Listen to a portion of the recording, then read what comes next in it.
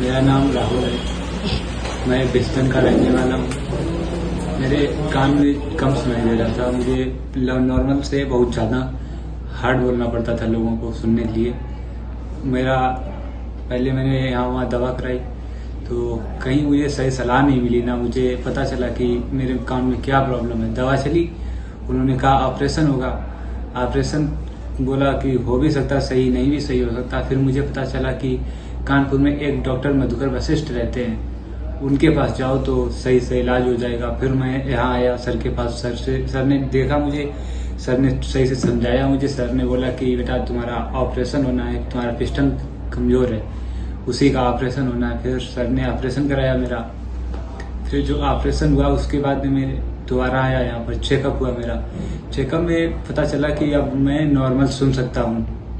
बाद में मैंने देखा कि मुझे वास्तविक नॉर्मल सुनाई दे रहा है और मैं पहले से बहुत अच्छा सुन रहा हूँ जी।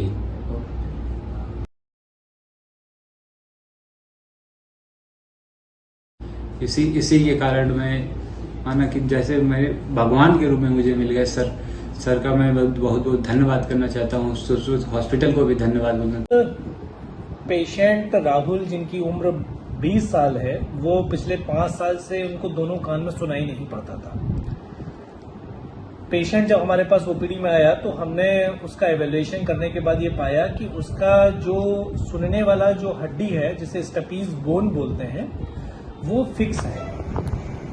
उसके फिक्सेशन की वजह से पिस्टन मूव नहीं कर पा रहा, जिसकी वजह से पेशेंट सुन नहीं पा रहा है। इस चीज को एवेल्युएट करने के लिए हमने उनका एक ऑडियोग्राम टेस्ट कराया, जिसमें ये पता लगा कि पेशेंट को 50 डेसिबल का हियरिंग लॉस है।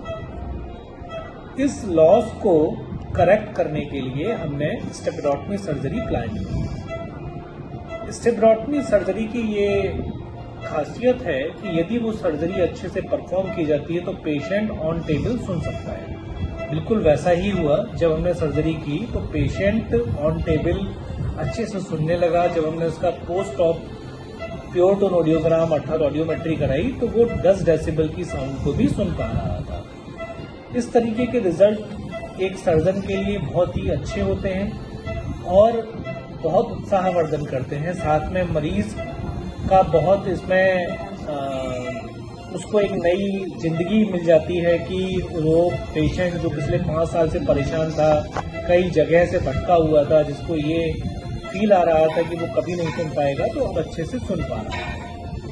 हमारा यही कहना है कि जब भी इस तरीके की दिक्कत आए तो आपको जल्दी से अपने ENT सर्जन के पास जाना है और वो एवेल्युएट करके जो भी आपको चीज़ें बताते हैं उसको आपको कराना है। ये सारी सर्जरीज बहुत ही सक्सेसफुल सर्जरीज हैं, लेकिन इसमें प्रिसीजन बहुत इंपॉर्टेंट है। यदि ये ठीक तरीके से, प्रिसाइज तरीके से की जाती है तो इसके रिजल्ट, यदि आप चाहते हैं कि इस तरीके की सर्जरी की किसी व्यक्ति को जरूरत है तो आप भी उनकी मदद कर सकते हैं। हम लोग एक अपना सुश्रुत हॉस्पिटल में इस चीज का इलाज करते हैं। यहाँ पर आयुष्मान व TPA की सुविधा भी है, जो कि पूर्णतः निःशुल्क है। धन्यवाद। जैसा कि आप इस वीडियो में देख पा रहे हैं, इस मरीज की जो हड्डी थी वो स्टपीज बोन जो फिक्स थी उसको हमने हटा दिया है और उसकी जगह एक पिस्टन यूज किया गया है। ये पिस्टन टेफ्लॉन मटेरियल का बना होता है, जो कि एक इनर्ट मटेरियल होता है। इस पिस्टन को बड़े कुशलता पूर्वक लगाने के बाद ये पिस्टन अब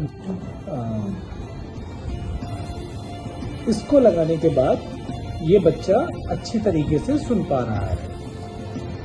इसको लगाने की जो जगह होती है वो बहुत ही कम, लगभग 3 स्क्वायर mm होता है।